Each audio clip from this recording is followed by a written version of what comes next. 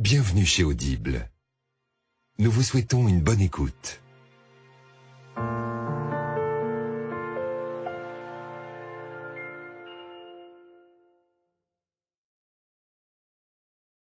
Je m'appelle Harbert et c'est moi qui vais vous raconter l'incroyable aventure que nous vécûmes il y a quelque temps déjà. En 1865, la guerre civile des États-Unis touchait à sa fin. C'est à Richmond, capitale des sudistes assiégée par le général Grant, que mon oncle Pencroff et moi-même, Robert, 15 ans, firent la connaissance d'un ingénieur, Mr. Cyrus Smith, et de son serviteur qui était noir. Ce jeune homme, fort comme 10 hommes à lui seul, se dénommait Nab. Les présentations furent donc ainsi faites. Oh, Nab, c'est mon surnom. En vérité, je m'appelle Nabucodonosor. De son chien Top et de monsieur... Gédéon Spilett, journaliste. Nous cherchions tous désespérément un moyen de nous évader de Richmond pour rejoindre les troupes gouvernementales. Une nuit où l'ouragan faisait rage, nous réussîmes, après avoir éliminé les sentinelles, à nous emparer d'un beau grand ballon dirigeable qui était amarré sur la grande place et qui, par chance, avait sa nacelle bourrée d'armes et de vivres. 5 jours après notre départ, nous perdîmes complètement le contrôle de notre ballon.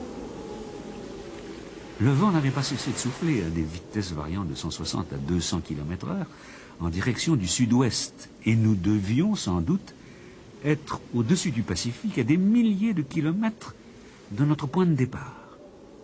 Notre ballon se dégonflait de plus en plus, et nous avions dû, successivement, nous débarrasser de tout ce que contenait la nacelle, armes, instruments, vivres et même provisions d'eau potable. En un mot, nous étions à la dérive, livrés à notre destin qui, chaque minute, s'assombrissait un peu plus. Chacun était inquiet sans trop oser le dire concrètement. Le plus nerveux de tous était M. Pencroff, mon oncle. À chaque instant, il posait des questions et il s'agitait comme une puce. Remontons-nous, monsieur Spilett? Non, au contraire, nous descendons. Je dirais même pire que ça. Nous tombons, monsieur Sirius. Même le chien Top n'emmenait pas large.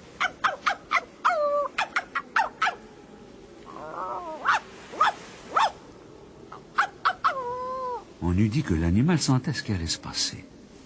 C'était une bête, mais son intelligence n'était pas loin de certains êtres humains. Tu as entendu quelque chose, Top? Les événements se précipitèrent soudain.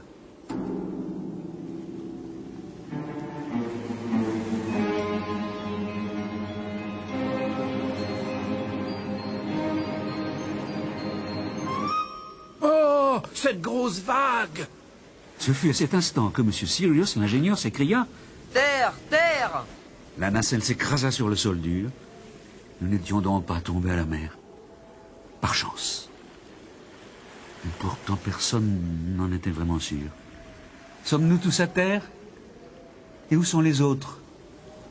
Il faut dire que le choc avait été si violent que nous avions été tous dispersés et que, dans ce noir complet dans lequel nous étions plongés, nous n'y voyions que gouttes. Monsieur Sirius! Top! Le chien a disparu aussi. Monsieur Sirius! Monsieur Sirius! Monsieur Sirius! Monsieur Sirius! Le vent était tombé, mais le froid était vif. Et nous souffrions cruellement.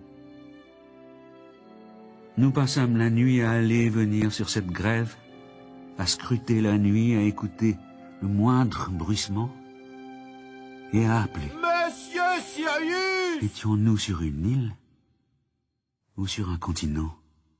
Lorsque le soleil se leva, notre nouveau domaine nous apparut enfin.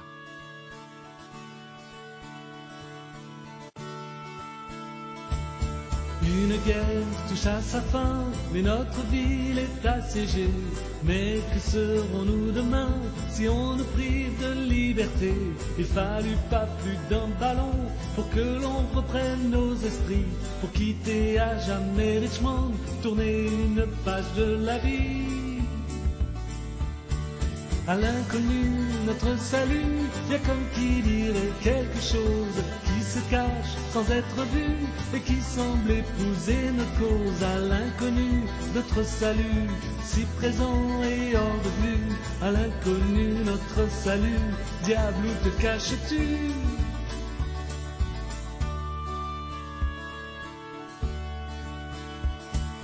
Mais emportés de par les vents, on a cru vivre notre dernière heure. Quand la tempête, 6 jours durant, fit de nous les naufragés de la peur.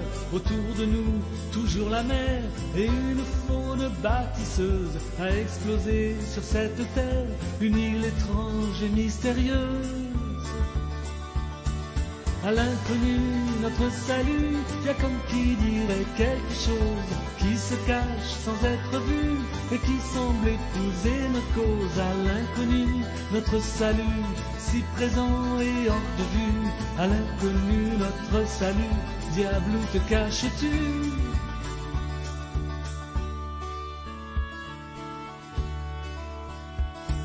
Sommes-nous les nouveaux Robinson, la Providence notre vendredi? Regretterons-nous nos illusions? Ici a-t-il d'autres ennemis? À l'inconnu, notre salut, y a comme qui dirait quelque chose qui se cache sans être vu et qui semble épouser notre cause. À l'inconnu, notre salut, si présent et hors de vue. À l'inconnu, notre salut, diable où te caches-tu?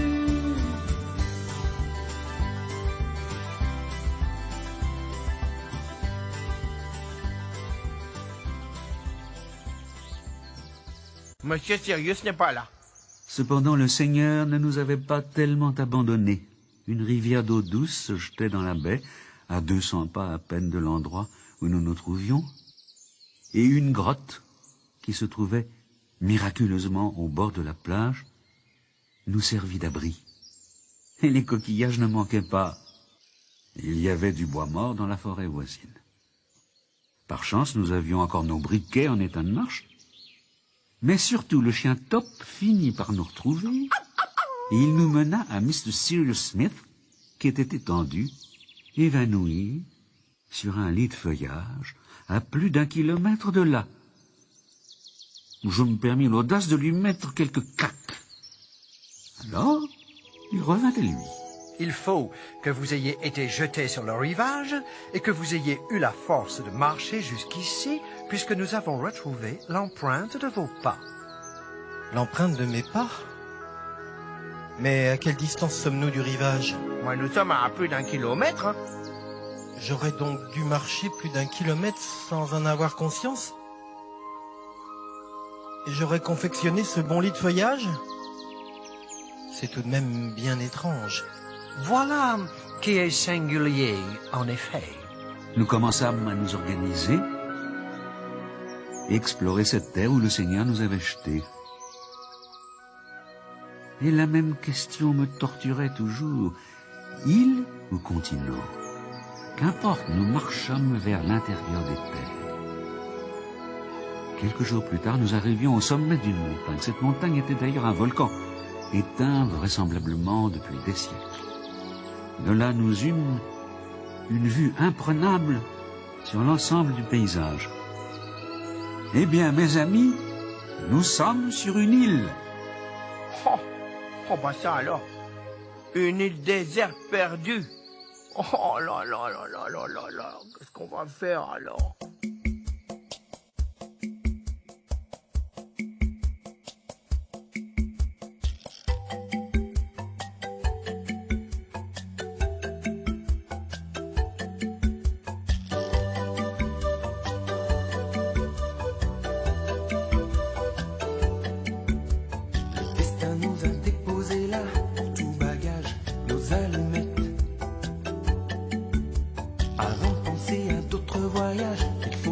surtout faire avec.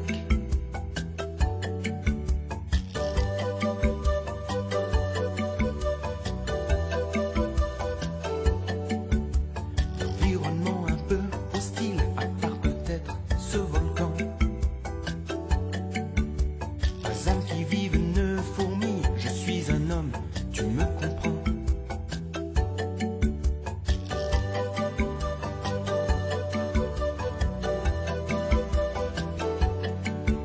Si Dieu a imposé cela, c'est qu'il avait de bonnes raisons. Et voilà que 30 ans déjà, d'autres se sont posé la question.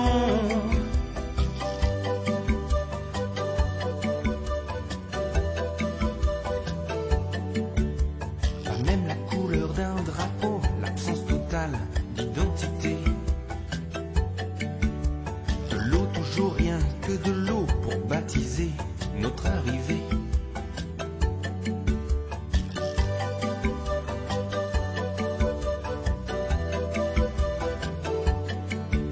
Si Dieu a imposé cela, c'est qu'il avait de bonnes raisons. Et voilà que 30 ans déjà, d'autres se sont posé la question.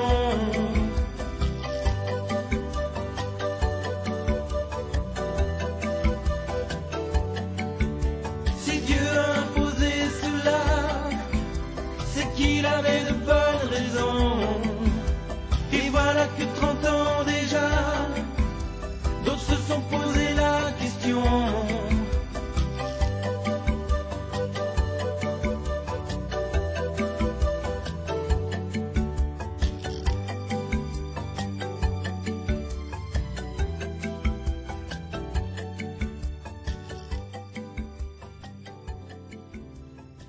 Nous appelâmes notre île l'île Lincoln. Les jours passèrent, puis les semaines. Pendant les mois qui suivirent, nous nous mîmes sous la direction de Mr. Sirius, tour à tour chasseur armé d'arcs et de flèches, et pêcheur, mais aussi bûcheron et charpentier, briquetier et potier. Ce qui fait que nous étions arrivés à fabriquer l'essentiel qui nous était indispensable. Nous découvrîmes dans le sein même de la haute muraille de granit, à une centaine de pieds au-dessus de la mer, une caverne extraordinaire dont nous fîmes une véritable forteresse. Dans cette caverne, il y avait comme un puits très profond, au fond duquel il y avait de l'eau. D'après Mr. Sirius, c'était vraisemblablement la mer qui communiquait avec ce puits. Lorsque nous l'avions découvert, Top avait aboyé furieusement et depuis, il n'arrêtait de rôder autour en grognant.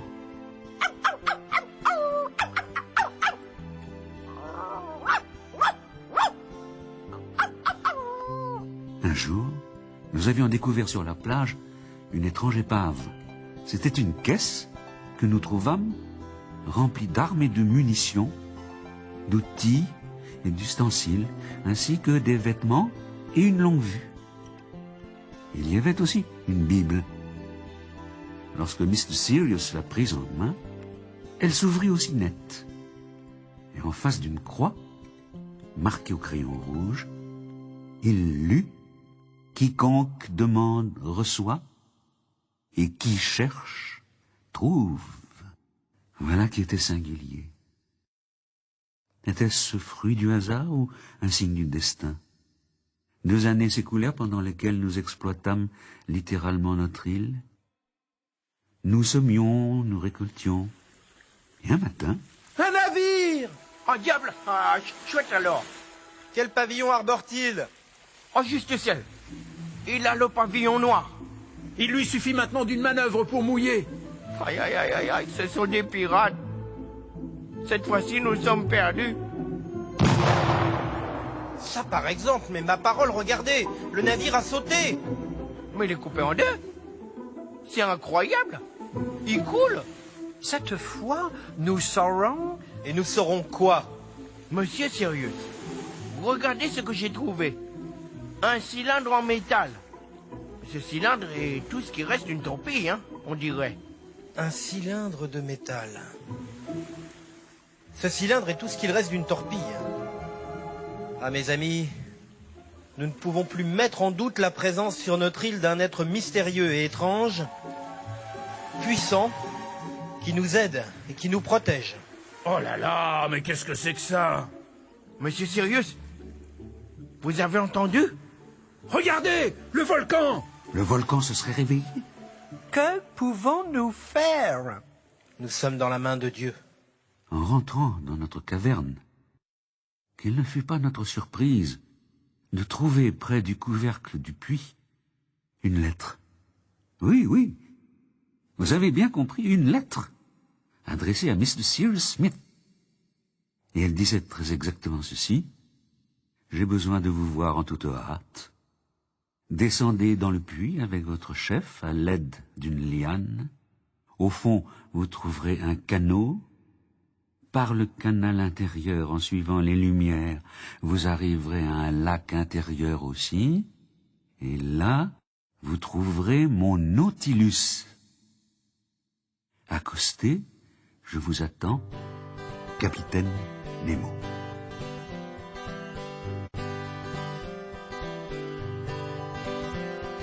À peine sortait-on de la nuit que Lincoln City prenait vie, chacun avec ses ambitions, adapter ce monde à sa façon. Granite House pour toute maison, loin de la civilisation, la nostalgie d'une autre terre et vivre ainsi en solitaire. Quiconque demande reçoit, et qui cherche trouve, mais quoi? Dites-le-moi, mais dites-moi, pourquoi ce mystère-là? Et toujours cette drôle d'impression de n'être pas maître de la situation, d'être en permanence observé et de se sentir protégé. Si la vie ne tient qu'un puits, comme d'un pouvoir à l'infini, vous posez-la comme cette lettre, et d'elle se dire demain peut-être. Quiconque demande reçoit, et qui cherche trouve, mais quoi? Dites-le-moi, mais dites-moi, pourquoi ce mystère-là? Dites-le-moi, mais dites-moi, pourquoi ce mystère-là? Serait-ce ce légendaire sous-marin, le Nautilus? Celui du capitaine Nemo? Celui de 20 000 lieues sous les mers? Mais voici 30 ans que nous n'avons plus entendu parler de lui. Nous fîmes donc ce que l'on nous demandait.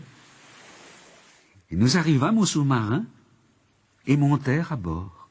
Tous ces livres et ces meubles, des armures, des tableaux, des statues, quel luxe!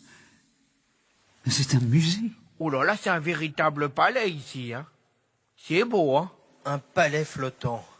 Mais pourtant, un véritable sous-marin. Ah! Soudain, derrière eux, une voix grave s'éleva. Oui, messieurs. Voici 30 ans que je n'ai plus aucune communication avec le monde habité. Et 6 ans que je ne navigue plus. Tous mes compagnons sont morts, les uns après les autres. Oui, c'est moi, monsieur Cyrus Smith, qui vous ai protégé dès votre naufrage sur cette île. Le hasard me fit assister à la chute de votre ballon. Revêtu de mon scaphandre, je me promenais à quelques encablures de la grève lorsque vous fûtes précipité dans la mer, et je vous ai porté jusqu'au rivage. Les traces de pas? Le lit de feuillage. Par le puits communiquant avec votre caverne, j'ai pu entendre vos conversations. J'ai pu vous juger, vous observer. Je vous ai vu honnête, énergique, liés les uns aux autres par une amitié fraternelle et courageuse. C'est moi qui fis échouer cette épave, contenant des objets qui vous ont été utiles, je pense. Et c'est vous qui fîtes sauter et échouer le bateau pirate en envoyant une torpille?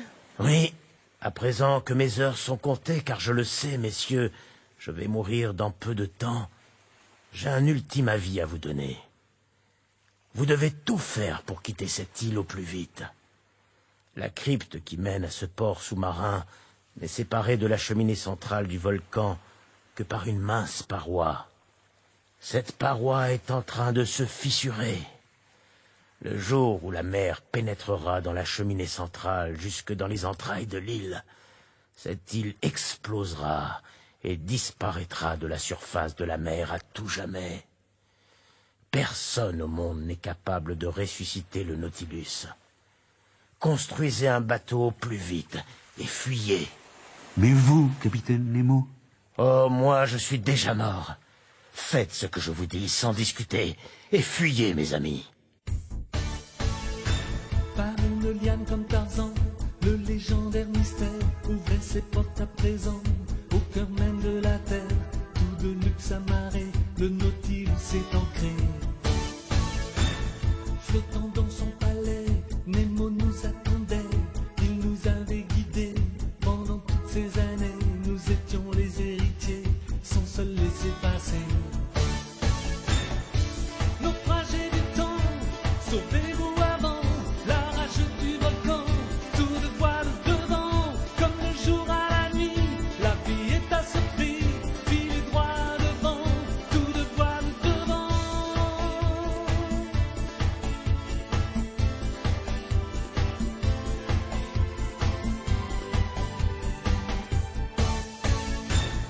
Dernier souffle de vie pour cet homme en urgence. Prévenir ses bons amis que l'île est en souffrance, que par la lave et le sang, le volcan vomirait, détruisant au tournant tout ce qui s'y trouverait. L'instant est pathétique, une légende s'endort, tout comme le Titanic se fondant dans le décor. Naufragés du temps, sauvez-vous avant la rage du volcan. Tout de voile devant, comme le jour à la nuit. La vie est à ce prix, filez droit devant. Tout de voile devant.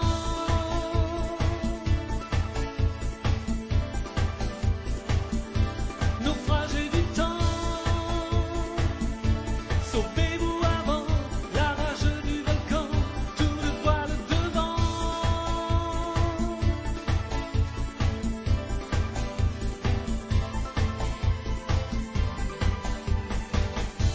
Naufragés du temps, sauvez-vous avant la rage du volcan. Tout de voile devant, comme le jour à la nuit. La vie est à ce prix, filez droit devant. Tout de voile devant.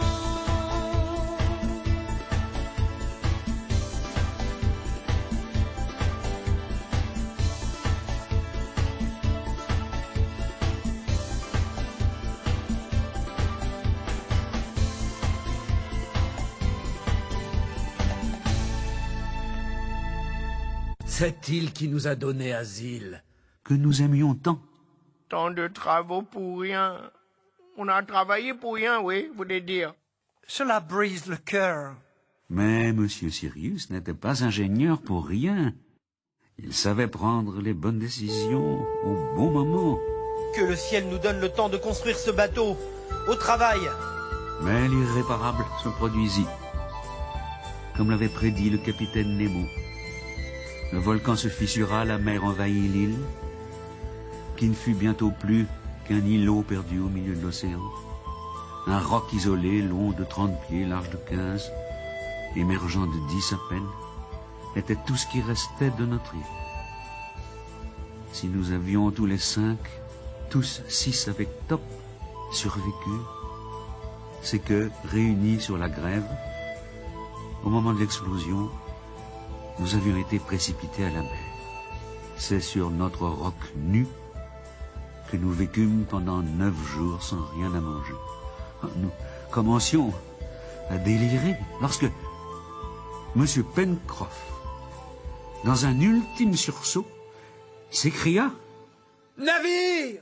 Regardez! Un navire! » Oui, oui, j'ai le voir. Un navire en vue. Le navire fit un détour et nous repêcha. De retour aux États-Unis, la guerre civile avait cessé Les hommes de ce beau pays s'étaient enfin réconciliés. Mais lorsque nous tentions de raconter notre aventure à quelques journalistes en quête de sensationnel, nul ne nous croyait, et leurs articles semblaient nous traiter de doux rigolos, de fous ou de mythomanes. Pourtant, je peux bien vous jurer que toute cette histoire n'est pas le fruit de notre imagination.